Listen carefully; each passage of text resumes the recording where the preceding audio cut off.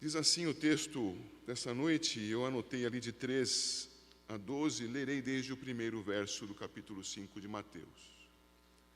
Vendo Jesus as multidões, subiu ao monte, e como se assentasse, aproximaram-se os seus discípulos. Ele passou a ensiná-los, dizendo: Bem-aventurados os humildes de espírito, porque deles é o reino dos céus. Bem-aventurados os que choram, porque serão consolados. Bem-aventurados os mansos, porque herdarão a terra. Bem-aventurados os que têm fome e sede de justiça, porque serão fartos. Bem-aventurados os misericordiosos, porque alcançarão misericórdia. Bem-aventurados os limpos de coração, porque verão a Deus. Bem-aventurados os pacificadores, porque serão chamados filhos de Deus. Bem-aventurados os perseguidos por causa da justiça, porque deles é o reino dos céus. Bem-aventurados sois, quando por minha causa vos injuriarem e vos perseguirem e, mentindo, disserem todo o mal contra vós. Regozijai-vos e exultai, porque é grande o vosso galardão nos céus, pois assim perseguiram os profetas que vieram antes de vós. Quando nós vamos a esse texto, meus irmãos, nós vamos percebendo que o nosso Senhor Jesus passou a ensinar aos seus discípulos. Um mês atrás estudamos a esse respeito. Cristo ensina aos seus discípulos, ele fala aos seus súditos. Essa foi a expressão usada naquele momento. E temos isso claro, porque os versos 1 e 2 mostram multidões se acercando de Jesus. Jesus sobe então a um monte e ele é sentado, aproximaram-se os seus discípulos. O que não significa 12 homens, significa aqueles que queriam segui-lo. E esses se aproximam do Senhor Jesus, o número não é especificado aqui, mas o verso 2 diz que o Senhor Jesus abre a sua boca, isto é, fala para ser ouvido, fala aos seus discípulos. Mas o que são discípulos? Deixe marcada a sua Bíblia aí em Mateus 5, vá comigo por favor até João, em seu capítulo 8, e observe, e se quiser faça a sua referência cruzada, João capítulo 8, e veja o versículo 31. E ali você observa que temos o Senhor Jesus dizendo a pessoas que haviam crido nele, logo que queriam ser seus discípulos. Disse, pois, Jesus aos judeus que haviam crido nele: Se vós permanecerdes na minha palavra, sois verdadeiramente meus discípulos. Logo, quando voltamos ao texto em Mateus, percebemos que o Senhor Jesus, falando aos seus discípulos, fala a pessoas que, entendemos nós aqui, a partir de João, deveriam e desejavam permanecer em sua palavra. Eram por ele então instruídos a respeito do modo de ser, do modo de sentir, do modo de entender e se relacionar neste mundo. As bem-aventuranças que estão aqui lançadas, meus irmãos, são lançadas não para que nós pensemos: poxa, se eu for humilde de espírito, então o meu é o reino dos céus. Quanto ao chorar, isso fica para depois, eu posso ser menos intenso nisso. Estas não são características que andarão isoladas, meus irmãos. Essas características como já disse, de caráter, são aquelas que, vindas do nosso Senhor Jesus, se expressarão em nós. Cada dia, esperamos, pelo poder do Espírito, mais intensamente. O nosso Senhor Jesus ensinava aquelas pessoas, e ele fazia isso não apenas ao pregar esse sermão, o famoso Sermão do Monte. O Senhor Jesus era a pregação encarnada, irmãos. O Verbo encarnado. O Senhor Jesus anunciava o Sermão do Monte andando. olhando, comendo, falando, se relacionando. Ele expunha o Sermão do Monte vivendo. Ele era e é o Verbo encarnado. Ele entre nós, na sua humilhação, era anúncio permanente da verdade. Ação continuada está em nossa letra A na tela. É Ele que fala. E Ele fala, meus irmãos, quanto a coisas que não fazem parte normal da vida humana. Pastor, eu conheço gente humilde. Eu mesmo posso testemunhar aos irmãos que conheço pessoas de profundo conhecimento e incrédulos. Pessoas incrédulas, conhecedoras enciclopédicas de múltiplos assuntos, com as quais, ao conversar, você também perceberia que não se exaltam, que respeitam o conhecimento do outro, que percebem que ainda tem muito a aprender. Certamente esta humildade dos ímpios não é a humildade do versículo 3. Você vai conhecer pessoas que você pode provocar à vontade, pode pisar no pé, pode colocar o dedo no olho, e elas não respondem. Elas são passivas. Você vai entendê-las como mansas, mas sendo incrédulas, não são mansas, como o texto aqui nos diz. Cada uma dessas características que nós vemos aqui não são características próprias do ser humano incrédulo. Você poderá ver pessoas virtuosas e incrédulas, mas não deve se deixar levar. Não se confunda.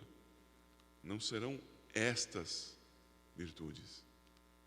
Estas virtudes são dos redimidos, são dos discípulos, são dos que permanecem na palavra do Senhor Jesus.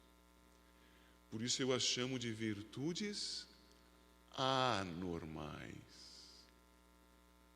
É virtude normal para o homem submeter-se à autoridade quando diante dela. Isso é normal. É anormal fazê-lo no poder do Espírito Santo de Deus. Por isso, ao olharmos para esse texto, não pensemos que aqui nosso Senhor Jesus está dizendo que o seu caráter precisa ser apurado conforme os ditames da ética, da moralidade dos nossos tempos, do nosso país, das nossas relações normais. Porque não é normal. O ensino do Senhor é sobre virtudes anormais.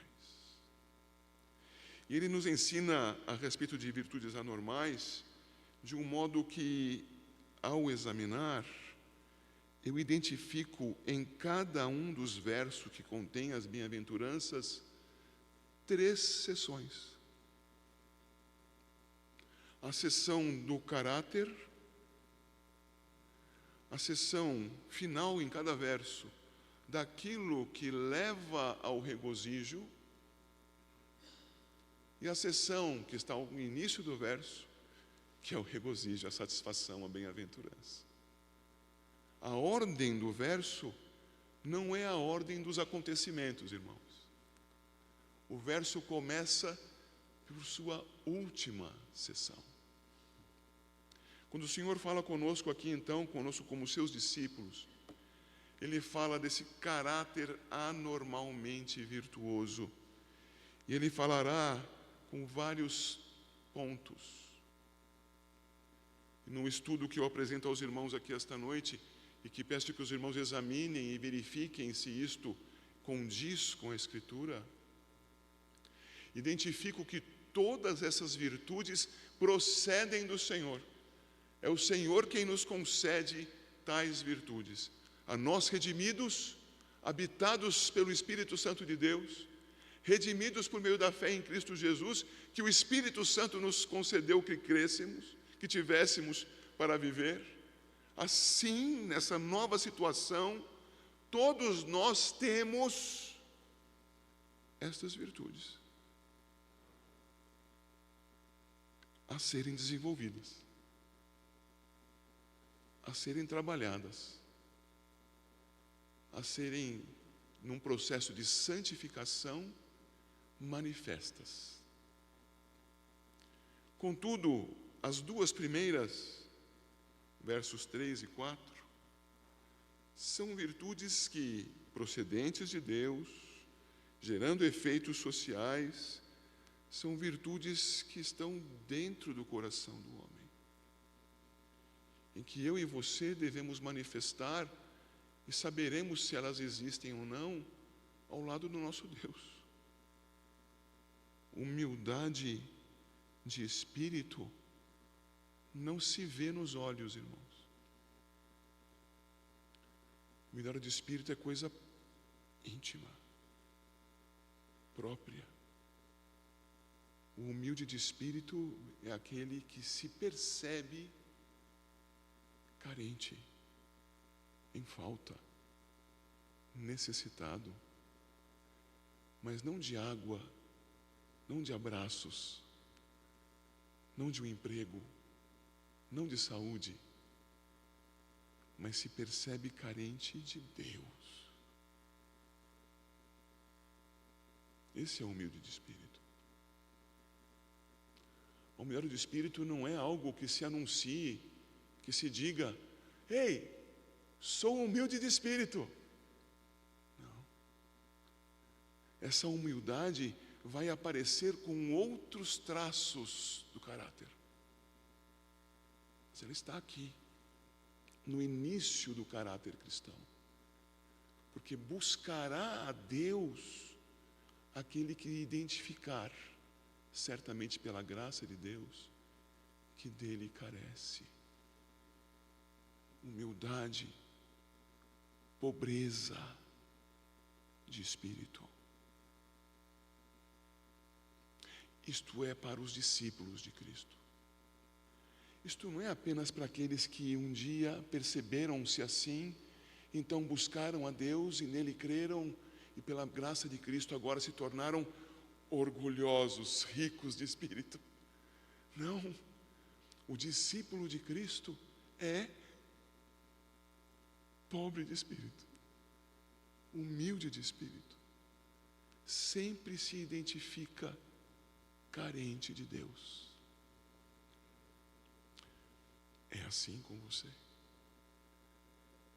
Sabe que essa minha pergunta é puramente retórica, porque eu tenho certeza que, sendo você um cristão, é assim com você.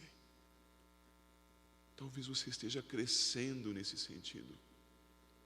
Não pare, dependa de Deus e peça a sua graça.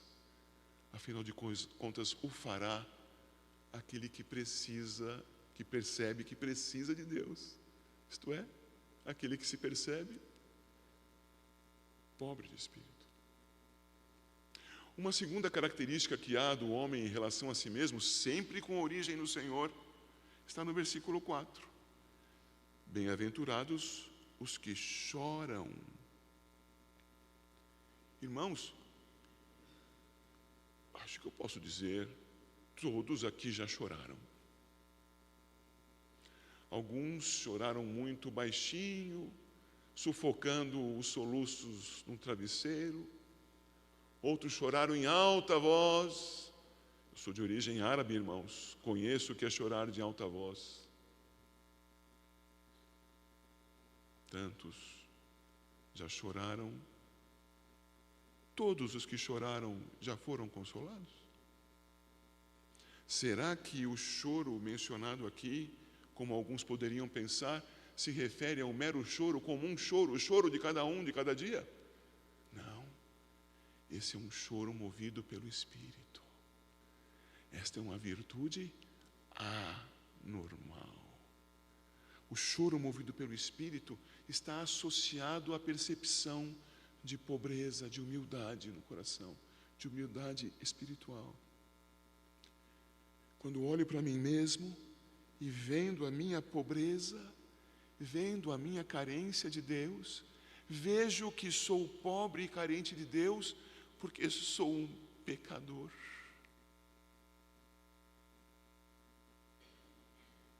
Eu nasci em meus pecados. Em pecados me concebeu a minha mãe. Eu sou este pecador. Quando me dou conta da minha necessidade e do meu estado, vejam, como discípulo de Cristo, agraciado e perdoado dos meus pecados, mas ainda olhando para mim e vendo o quanto há para ser santificado, o quanto há para ser transformado. Quando olho para mim, choro. Por vezes choro no meio da assembleia, por vezes choro sozinho, sempre choro diante de Deus. É o meu choro, você nem sabe que ele existe, que ele acontece. O meu choro é o seu choro, por causa dos seus pecados. Os ímpios não são assim, irmãos. Os ímpios batem no peito e se dizem: não tenho motivo para me arrepender. Os ímpios batem no peito e dizem: eu vou conseguir com a força do meu braço. Os ímpios, irmãos, quando choram, choram porque se sentem injustiçados, agredidos, ofendidos. Choram até mesmo de raiva, mas não por perceberem os seus pecados, não por voltarem-se a Deus, sabendo que são dignos da ira de Deus, chorando agradecidos, porque se discípulos permanecem na palavra de Cristo e sabem que em Cristo tem perdão dos seus pecados. Mas choram as mazelas, choram a bênção do perdão. Não peço para ninguém levantar a mão, mas você já chorou de alegria por ter sido perdoado? Bem-aventurados os que choram. São então virtudes anormais, características que Deus concede ao cristão, dele consigo mesmo, sempre na presença de Deus. Mas você vê ali no número 2, a letra B. Então essas características anormais e virtuosas diante de Deus, em relação a Deus, procedentes de Deus e respondendo diretamente a Ele, oração, porque verão a Deus. Perceba como isto, sempre procedente de Deus, como cada uma das características que passa a nos incorporar como bênçãos advindas da redenção em Cristo Jesus. Estas são de resposta direta ao Senhor, não são apenas na presença, são para Ele. Então eu vejo primeiro quanto à mansidão. Há pouco mencionei que alguém pode conhecer uma pessoa que pisada em seu pé, cutucada em seu olho, não responde em nada. Esse é manso. Não segundo o Espírito. Segundo o Espírito, mansidão se refere à submissão à soberania de Deus, à vontade de Deus. O que está ao redor da vida do cristão? Olhamos ao redor do seu universo mais próximo, o quarto da sua casa, o seu local de trabalho, as pessoas com as quais você se relaciona diariamente. Olhamos para um universo mais amplo, a situação do mundo, a situação do país, as condições do próprio município. Olhamos para isso e nos revoltamos, e cuspimos, e gritamos, e agredimos, e o nosso desejo é sair cortando cabeças. Rainha de copas. Não há mansidão aí. A mansidão do crente diante de Deus é submeter-se ao Senhor apesar das circunstâncias ao seu redor. É submeter-se ao Senhor sabendo, como Cristo soube lá no Getsêmani, que as dores vêm, não como as dele, porque são insuperáveis, inigualáveis, mas vêm. Então o crente ora: livra-me deste mal, Senhor. Contudo, seja feita a tua do cristão, caminhando num vale de lágrimas, mas ainda que eu ande pelo vale da sombra da morte, não temerei mal algum, porque tu estás comigo, a tua vara e o teu cajado me consolam. Essa é a oração do manso. Deus abençoe a igreja na sua mansidão. Mas também em relação a Deus, como já dito, há o que registra o versículo 6. Bem-aventurados os que têm fome e sede de justiça. Fome e sede de justiça. Senhor, derruba os ímpios e corruptos que estão no poder. Precisa ser cristão para dizer isso? Não é esta fome e sede de justiça a que se refere o texto. Isto é para os discípulos, lembram-se? Estou insistindo nisso para que os irmãos fixem. Isto não é uma virtude normal. Isto é fruto do Espírito Santo. A fome e a sede de justiça é aquilo que o crente pede ao Senhor, a fim de que a sua injustiça seja vencida perante de Deus, perante o Senhor. E como pode haver da parte do Senhor justiça sobre nós? Por meio de nós mesmos? Onde está a nossa fome? Saciada em Cristo. A fome do meu coração só tem superação em Cristo Jesus. A minha fome e a minha sede de justiça é pela ação do Senhor sobre a minha vida. Por isso a minha oração é: Senhor, sempre socorre-me. Quem pedirá perdão ao Senhor, senão alguém que nele crê e que saiba que somente das suas mãos poderá vir perdão, uma justiça que extrapola as nossas competências, a justiça do próprio Deus aplicada em Cristo Jesus. Que tipo de justiça move o seu coração? Qual você quer? A fome de justiça comum? Se você tem fome de justiça comum, seja um juiz justo. Vá estudar direito, estude bastante e seja normal.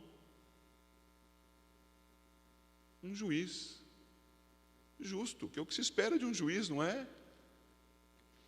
Que julgue as situações conforme a realidade das coisas, com o padrão que lhe foi dado, que é a lei dos homens.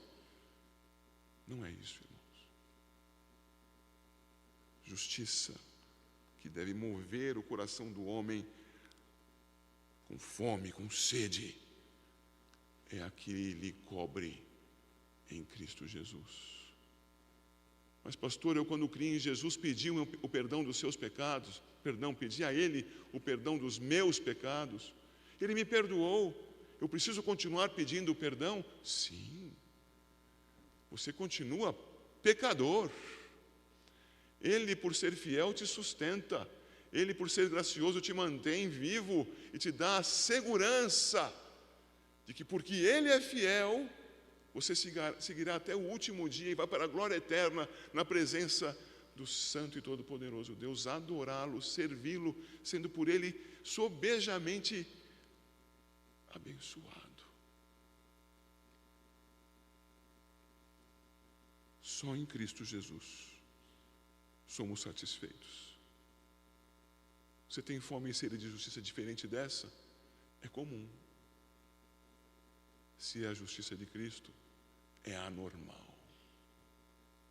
Sejamos anormais, cresçamos na nossa anormalidade. Veja agora, por favor, o verso 8. Bem-aventurados os limpos de coração. Haverá alguém assim? Será que o Senhor Jesus está dizendo para as pessoas: ei, vocês aí que são puros e limpos de coração, é a vocês que eu estou procurando. Somente os santos me seguirão. Venham os bons.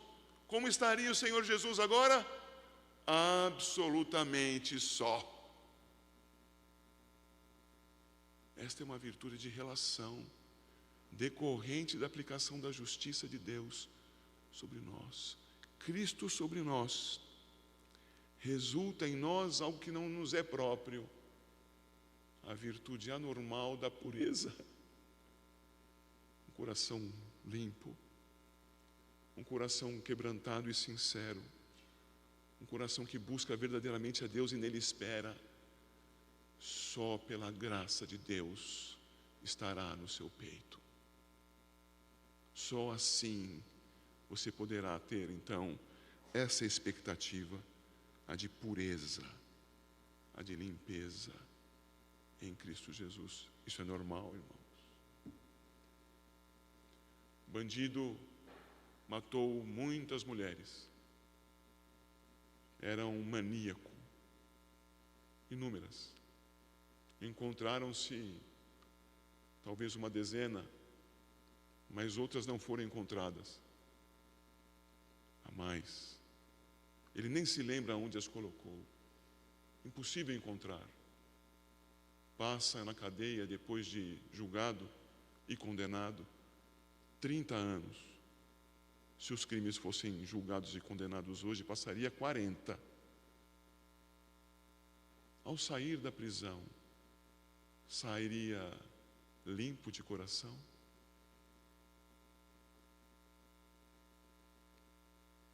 Lutero, diante de Deus, nos dias da Reforma, ainda antes de 1517, estava no seu claustro e orava a Deus, entendendo Deus como cruel, duro e mau, inacessível, e por conta disso, com um chicote em sua mão, joelhos dobrados, se fustigava, se martirizava.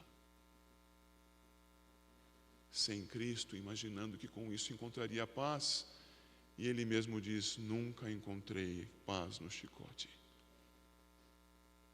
Limpo de coração pelo próprio esforço? Não, é uma virtude anormal. É uma virtude concedida. Se o seu coração está limpo, é porque você um dia percebeu pela graça a sua pobreza. Diante de Deus chorou pela sua maldade, seu pecado, a ofensa contra Deus, a maldade que o seu coração trazia e, sejamos francos, ainda traz. Nessa maldade você buscou ao Senhor e tem sido por Ele moldado, condicionado, disciplinado a submeter-se a Ele mansamente. Nesse caminhar com o Senhor, a cada dia você tem mais fome dEle, mais você quer conhecer ao Senhor, mais você quer aprender dEle, mais você quer da sua justiça sobre a sua vida. Bem-aventurado, mais você tem da graça de Deus sobre você, o coração puro e sincero, na relação com Deus. Mas perceba que há ainda algumas virtudes, e estas são em relação ao próximo. Não é possível ser misericordioso para comigo mesmo. Misericórdia de mim mesmo é vitimismo. Mas a palavra nos diz aqui: bem-aventurados, verso 7, os misericordiosos. Misericordioso é aquele que olha para o sofrimento do outro e toma para si esse sofrimento. É aquele que, como uma música antiga que me veio à mente agora, toma para si os sapatos dos outros, calça os sapatos dos outros. Essa é uma figura de linguagem para dizer: sofre o sofrimento dos outros. Ah, se você estivesse nas minhas passadas, se estivesse nos meus sapatos, se você estivesse debaixo da minha pele, você saberia o que eu sinto. O misericordioso é aquele que olha para o outro e pensa: eu posso sentir isso que você sente. Eu posso estar ao seu lado no teu sofrimento. eu posso te socorrer na tua dor. Só o fará verdadeiramente como boa obra, obra que glorifica a Deus e que será vista pelos homens, o redimido em Cristo Jesus. Vocês viram isso hoje de manhã? Como aparece uma boa obra nas mãos de alguém? Somente se redimido em Cristo Jesus. Somente se feita em Cristo Jesus. Somente se feita conforme a revelação à Escritura Sagrada. As coisas boas não são feitas, meus irmãos, conforme os nossos padrões. Tenho certeza que Tiago mencionou na aula de manhã a ajuda aos mendigos na Praça da Sé. Mencionou isso hoje. Imaginando que aquela boa obra misericordiosa produziria bem. Só produziria bem se em Cristo Jesus. Só o faria se segundo as Escrituras. Há fundamentação para sairmos distribuindo favores para as pessoas. Vamos fazer favores para todos. É isso que honra a Deus. Que o favor que nós distribuamos seja o Evangelho. A misericórdia é sentir a dor do outro no próprio coração. Eu já fui um perdido em meus delitos e pecados. Eu sei o que é ser um perdido em delitos e pecados. Ouça o Evangelho, creia no Evangelho, saia da sua morte por meio de Cristo Jesus. Isso é misericórdia desse tipo, virtude anormal. E para reforçar isto, veja o verso 9. Bem-aventurados os pacificadores, isto é, os juízes que entram na luta do ringue, é isso? Os que apartam, os que brigam, seria esse o pacificador? Pacificador é aquele que, lá no pátio da escola, meninos, separa os briguentos. Pacificador é o que fala para aquele que faz bullying, que ele tem que parar de fazer bullying. É esse que é o pacificador.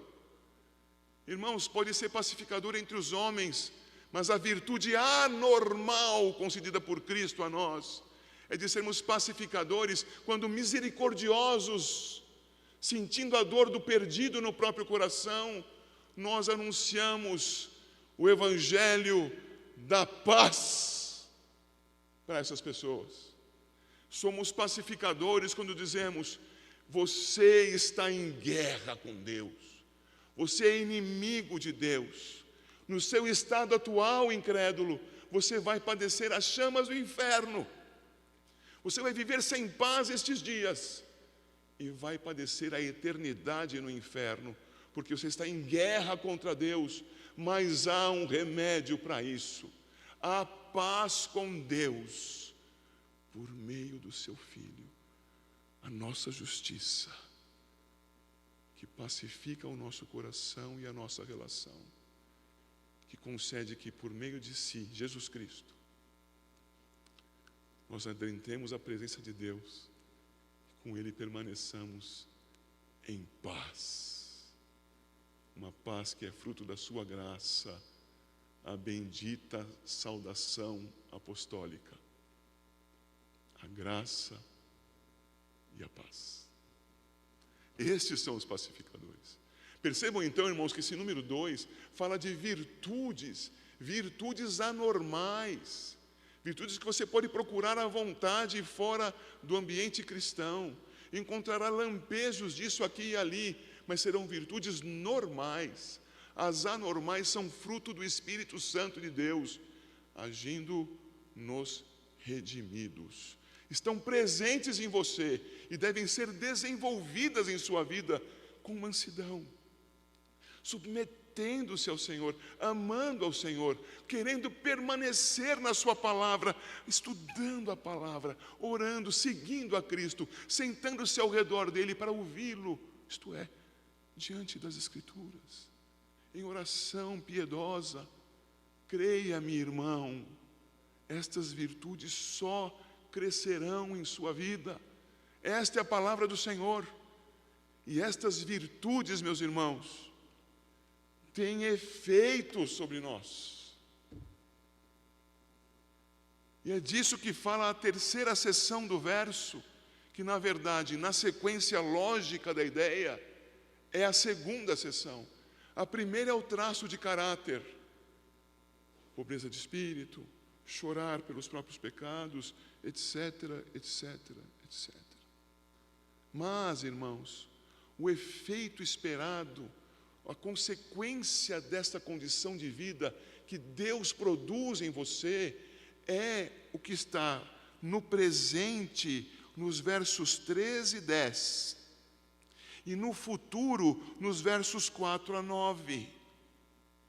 Está no presente em 13 e 10, porque tanto os humildes de espírito, quanto os que são perseguidos por causa da justiça, uns e outros, têm hoje o reino de Deus, o reino dos céus. Hoje, meu irmão e minha irmã, por causa da graça de Cristo sobre a sua vida, você já está, e Paulo ensina isso na Epístola aos Efésios, no capítulo 2, a partir do verso 6, assentado à destra da majestade nas alturas com Cristo. Você já é participante do reino dos céus. Quando? Hoje. Percebe como isso é uma bem-aventurança? Como você deve se alegrar nisso? Isso é tremendo. Que ímpio tem essa condição? Só o redimido em Cristo. É este que está nas mãos do Senhor, que é crente no Senhor, que tem essas virtudes crescendo em sua vida, que terá o efeito do verso 10. O efeito do verso 10 é conjunto. Ele é perseguido por causa das características anteriores. Ele é perseguido porque é discípulo de Cristo. Ele, andando com o Senhor Jesus, é massacrado por esse mundo. Como você não vai ser desonesto? Como você não vai ser adúltero? Como você não vai falar essas coisas? Como inúmeras possibilidades de pecados. Perseguição. A perseguição mais suave, você fica sozinho no canto. Você entra e sai dos ambientes e as pessoas não querem se relacionar com você. Porque você é diferentão, você é o estranho. Por causa do nome de Cristo, glória a Deus por você ser assim. Estes têm o reino dos céus. Verso 10, tem a mesma cláusula consequente. Porque deles é o reino dos céus. Exatamente como no verso 3. Estamos emoldurados por questões do presente. E andamos como discípulos de Cristo, olhando para o futuro. E no futuro nós vemos que é a letra A do número 3, seremos consolados. Eu ainda ando, você cristão ainda anda na presença dos nossos próprios pecados. Meu Deus, por que fiz isso? Por que falei isso? Meu Deus, como não pude mudar esse meu comportamento? Como pude permitir que passasse pela minha mente este pensamento? Glória a Cristo pelo perdão. Mas estou hoje na presença do pecado. Mas no dia eterno não haverá traço de pecado. Consolo completo. O meu choro consolado. Assim também, quanto ao verso 5, herdarão a terra os mansos. Nós costumamos ouvir nas pregações e com correção que no mundo vencem os mais bravos, os mais aguerridos, os mais atirados. Mas o texto nos fala de submissão a Deus, de não conquistar com a própria força. E ora, como herdaremos a terra? A terra aqui, meus irmãos, numa pregação feita no ambiente judaico, é a cidade eterna. A terra que os profetas anunciam e que dizem que acontecerá depois da volta do Filho do Homem, é a terra que nós aprendemos em Apocalipse 21, a bendita Jerusalém celestial. Os mansos, submissos ao Senhor, vão viver na terra eterna. Aqui, peregrinos, porque cidadãos dos céus. É um efeito tremendo. O verso 6 diz que os que têm fome e sede de justiça serão fartos. Como haverá fartura para nós, se não em Cristo Jesus? Agora, entenda a fartura em Cristo Jesus para esses que hoje têm fome e sede de justiça. Hoje, eu peco. Confesso o meu pecado. Sei que sou perdoado. Você faz o mesmo que eu. Talvez outros pecados, talvez os mesmos. Somos conduzidos pelo Espírito ao arrependimento. Confessamos o pecado. Somos perdoados. Aleluia, glória a Deus. Mas acontece de novo amanhã. Acontece de novo daqui a um mês. Fico anos sem cometer aquele pecado e um belo dia, aliás, um dia tenebroso, peco de novo. Como isso pode acontecer? Mas e no dia eterno? Fartura. Farto, alimentado todo dia, não há pecado mais em mim, não há queda mais em mim, não há motivo para pedir perdão, porque não houve queda. Fartura. No dia eterno, serei farto, seremos fartos. Bem-aventurados os misericordiosos, porque alcançarão misericórdia. Somos todos dignos das penas eternas. A cada dia parece que nós sofremos algo e pensamos, é por causa do meu pecado. Mas não havendo mais pecado, o que haverá sobre nós? A imputação de pecado? Não. Misericórdia. Misericórdia plena. Nenhum traço de disciplina ou de pena. Diante do Senhor para sempre, sob a sua misericórdia. Todos os dias veremos o nosso Senhor Jesus e nele a perfuração do seu lado, as marcas dos cravos, mesmo no seu corpo glorioso. Poderemos verificar que só estamos ali por causa da sua graça, mas sem nenhuma pena eterna. O Senhor nos concedeu a maravilha do perdão, misericordiosamente nos abraça e nos tem consigo. É a situação eterna. No versículo 8, os limpos de coração verão a Deus.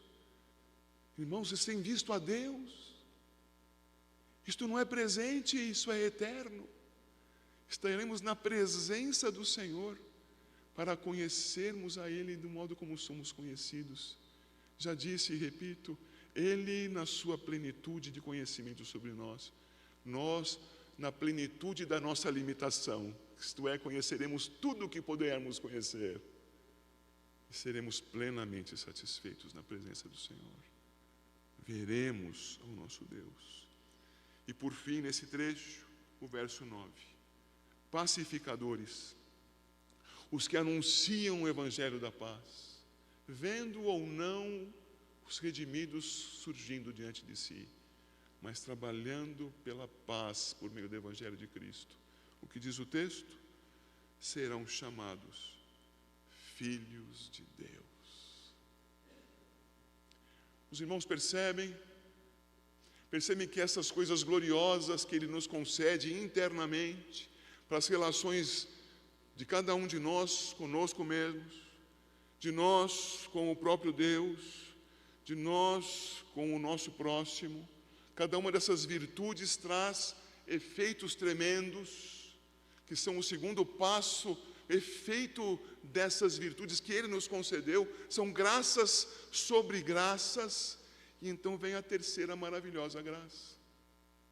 Você consciente de todas essas bênçãos que Deus te dá, a mudança do teu ser e as consequências dessa mudança, porque Ele te redimiu, como você se sente?